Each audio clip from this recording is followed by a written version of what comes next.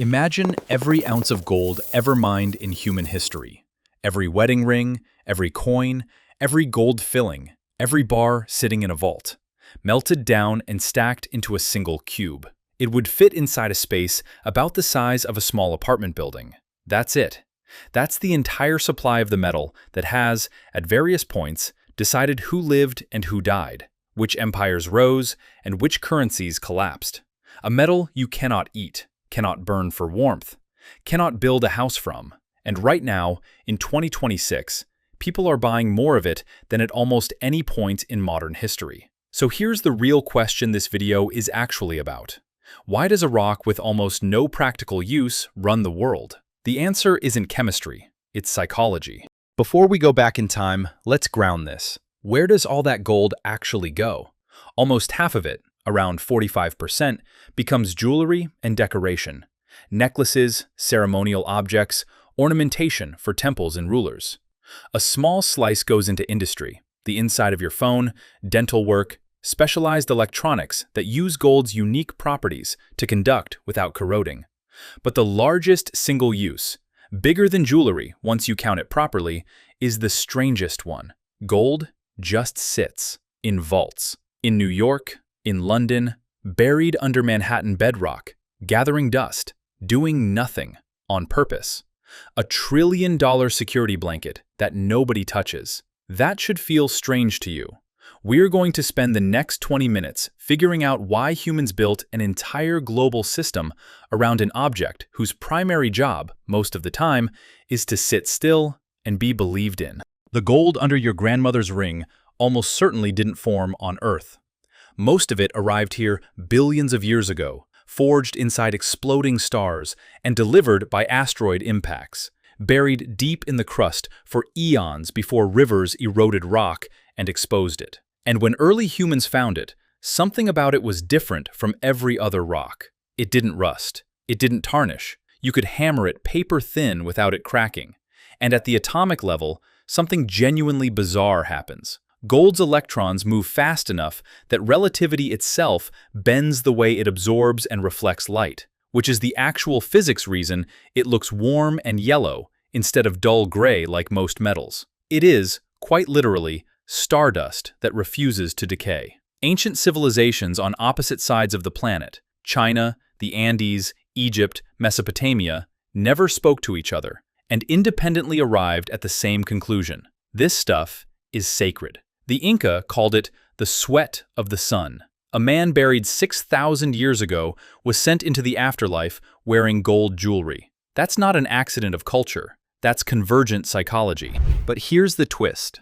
Gold wasn't actually the first form of money. For most of early human history, we used things with obvious, practical value.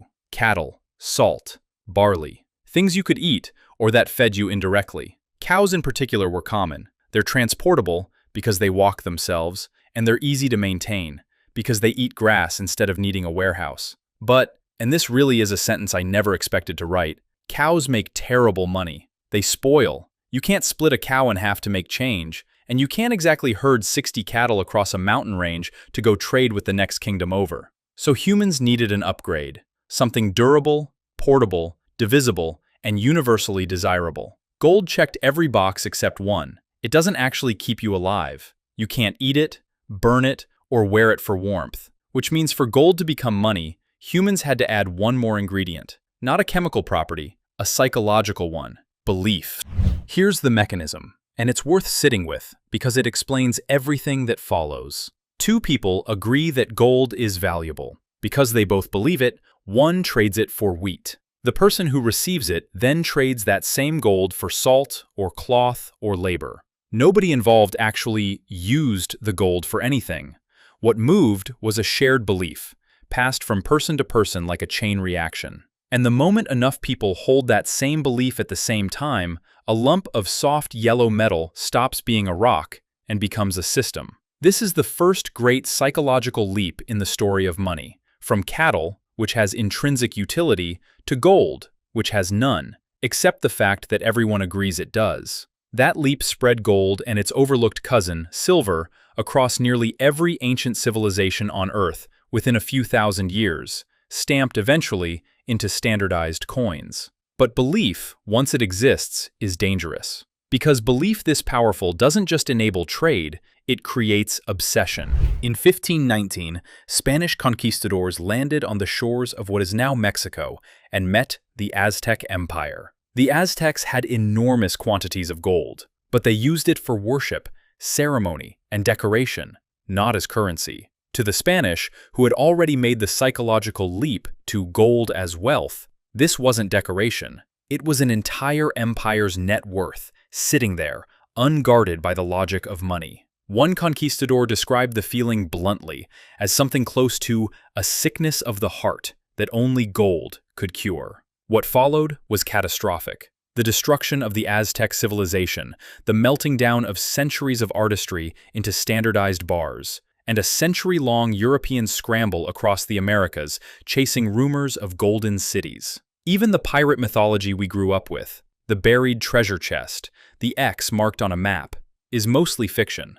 Real pirates were usually after mundane cargo like lumber. But the myth persisted because it captured something true. Gold had become the engine of human ambition, greed, and imagination, all fused into one shiny object. By the 1800s, that belief was so total that ordinary people, not just empires, were risking their lives for it. The 1849 rush that helped build California, freezing prospectors in the Canadian Yukon, similar gold rushes in South Africa, Australia, and the Amazon. Different continents, same fever. Men gambling everything on the belief that this metal could transform their entire life. By 1900, gold had become the backbone of the world's biggest economies, literally called the gold standard, where a fixed amount of currency, say $20, could always be exchanged for exactly 1 ounce of gold. But physical gold has an obvious flaw. It's heavy. Try carrying enough of it to buy a house. So banks offered a workaround. Deposit your gold, and the bank gives you a paper note, essentially an IOU, that you could redeem for gold whenever you wanted. Most people never bothered to check which bank issued their notes because all of them were treated as interchangeable, each one backed 1-to-1 by real metal sitting in a vault somewhere. This is the second great psychological leap. We stopped trusting a shiny rock and started trusting an institution's promise about a shiny rock. That's a much bigger ask of the human brain. Cows feed you, gold is at least tangible and scarce, but paper is just paper. It only works because the belief chain extended one link further. Now you had to believe in the bank too. Here's where it gets genuinely strange, so stay with me. In the early 1900s, the US had a problem. A decentralized patchwork of private banks, each issuing their own paper notes, and no central authority to stop a full-blown financial panic if everyone tried to withdraw their gold at once, which, periodically, they did. So, in 1913, the US government created one institution to rule them all, the Federal Reserve. Notice what this did to the belief chain.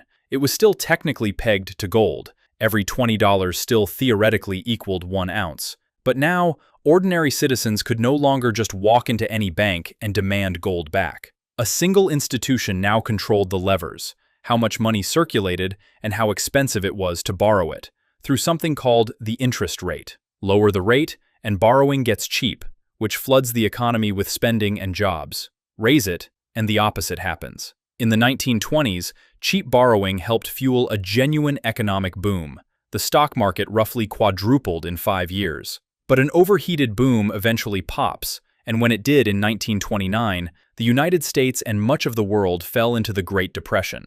This is where the gold standard revealed its fatal flaw. During the Depression, most economists agree the Fed should have done the obvious thing: flood the economy with cheap money to get people spending and working again. But there was a problem. Every dollar in circulation was still theoretically backed by a fixed, finite amount of gold sitting in a vault. If the Fed printed too much new money and panicked citizens rushed to redeem it all for gold at once, the system could physically run out. So instead of loosening the levers, the Fed did the opposite. It tightened them, defending its gold reserves instead of defending the economy. Most economic historians now agree this decision made the Great Depression dramatically worse and longer, dragging on for roughly a decade of real human suffering. And this is the core lesson of the entire gold standard era.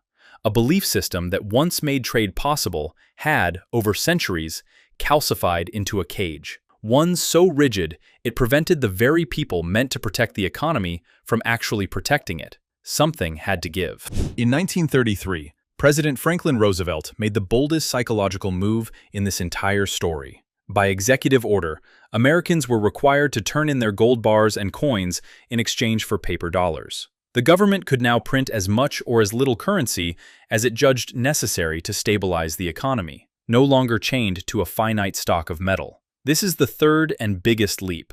Money detached completely from gold and became pure belief in government itself. Economists call this fiat money, currency with value purely because a government declares it has value, and citizens collectively agree to act as if that's true. It's an enormous ask of the human brain. We went from a cow you can see and touch, to a metal that's at least rare and tangible, to paper backed by metal, to, finally, paper backed by nothing but the promise of an institution. And yet, somehow, it worked. Because by then, the belief chain had been running so long, through so many hands, across so many generations, that most people never stopped to question the final link at all. Fast forward to 1944. World War II is ending, and the United States has emerged as, by far, the most powerful economy on the planet. So it gathers dozens of allied nations at a hotel in New Hampshire to redesign the entire global financial system, and proposes something audacious. Instead of a neutral global currency, let the US dollar become the world's reserve currency, with every other nation's currency pegged to it. Other countries were understandably nervous about trusting one nation's paper that completely. So the US made a promise. Our dollar is still backed by real gold, kept safe in Fort Knox, and any country, not individual citizens, but nations, can redeem their dollars for gold at $35 an ounce anytime they want. The world, without many better options, agreed. The dollar became the undisputed king of global trade. Gold, once again, sat quietly at the center of the entire system, this time one level removed, backing the currency that backed everything else. There was just one problem. The US didn't actually keep that promise. It kept printing and distributing more dollars than it had gold to back. Other nations noticed. France, memorably, sent a naval ship to New York in the 1960s specifically to demand its gold back in exchange for dollars. By 1971, the US Treasury's gold reserves were running dry, and President Nixon went on television and did something no one expected. He simply suspended the dollar's convertibility into gold, permanently. The message, translated out of diplomatic language, was essentially, "We don't have the gold anymore, but trust us anyway, because we're stable and the whole world already runs on our currency regardless." And the world, again lacking a real alternative, accepted it. This is the moment the global economy fully completed its journey from cows to metal to paper backed by metal to paper backed by nothing but collective trust in a government's competence. Since 1971, roughly 19 people sitting in a building in Washington, D.C. have effectively controlled the value of the money in your pocket, not through gold, but entirely through managed belief. So, has this final leap of faith actually paid off? It genuinely depends who you ask, and it's worth being honest about that instead of pretending there's one tidy answer. Supporters point out that the Fed's ability to create money on demand helped the world recover relatively quickly from both the 2008 financial crash and the COVID-19 shock. Flexibility the old gold standard simply didn't allow. Critics counter that the Fed's own decisions helped cause the Great Depression in the first place, that today's inflation reflects poor stewardship, and that the people making these enormous decisions rarely face direct consequences when they get it wrong. What almost every economist agrees on, though, is this. Whether or not the Fed is doing a good job, we're now so deeply built around fiat money that it's genuinely hard to picture functioning without a central authority managing the currency supply at all. The belief chain didn't break. It just moved one more link away from anything you can hold in your hand. Which brings us to right now, 2026, and the reason this entire story matters today, not just historically. Gold prices hit an all-time high in January of this year, touching roughly $5,589 an ounce, before correcting downward by around 16% after an oil price shock pushed inflation higher. And here's the detail that actually tells the real story. Even as prices dropped, central banks didn't slow down. They sped up. In the first quarter of 2026 alone, central banks bought roughly 244 tons of gold, the strongest sovereign buying pace since 1967. By the second quarter, that number rose again to around 289 tons, even as prices posted their steepest quarterly drop in a decade. For a hedge fund, falling prices trigger panic selling. For a central bank, falling prices are simply a discount on a long-term insurance policy. Nations like Poland, China, and Kazakhstan have been accumulating gold at record pace for years now, quietly reducing their dependence on the US dollar. Individual investors are following the same instinct, for a very human reason: trust in the final link of the chain. Trust in governments, in the Fed, in the stability of fiat currency itself has been wavering. Whenever people start to doubt the newest, most abstract form of belief, they instinctively reach backwards toward the oldest one they know. And this is where a genuinely new competitor enters the belief chain: Bitcoin. Some economists and investors now describe it as digital gold, a scarce, decentralized store of value that, like gold, has no government behind it and a hard, mathematically fixed limit on how much can ever exist. Younger generations in particular seem comfortable treating a digital asset the same way their great-grandparents once treated a gold coin, as something to trust precisely because no single institution controls it. Whether Bitcoin actually becomes money's next great psychological leap, or just a modern echo of the same old instinct, is genuinely too early to say. But notice the pattern one more time. Every single upgrade in this story, cattle to gold, gold to paper, paper to pure fiat trust, happened because the previous belief system started to strain under pressure. We may be watching, in real time, the very early stages of the next one. Here's the part that should genuinely unsettle you a little. This entire chain we just walked through, cattle, gold, paper, fiat, and possibly crypto, isn't just an abstract history lesson.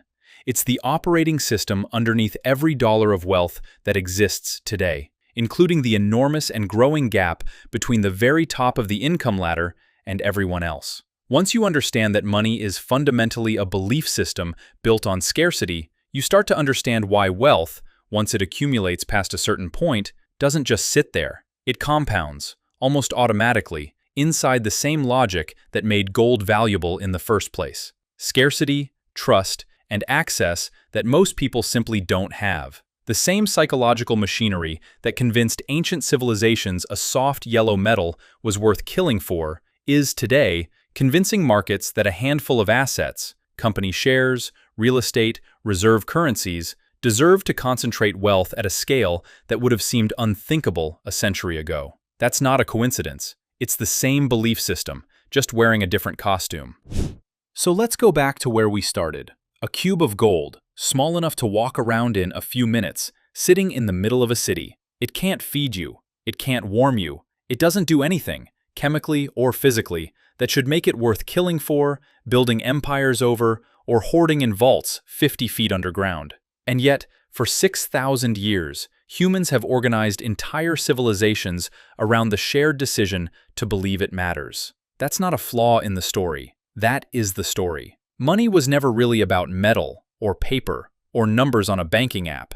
It was always about a species that figured out, thousands of years before economics was even a word, that if enough people agree to believe in the same fiction at the same time, that fiction becomes real enough to build a world on top of. Cows gave way to gold. Gold gave way to paper. Paper gave way to pure trust. And right now, in 2026, as central banks quietly stockpile gold bars nobody will ever spend, and a new generation reaches for a currency no government controls, we are watching humanity do what it has always done at the first sign of doubt: reach backwards, just far enough to remember what we actually agreed to believe in the first place.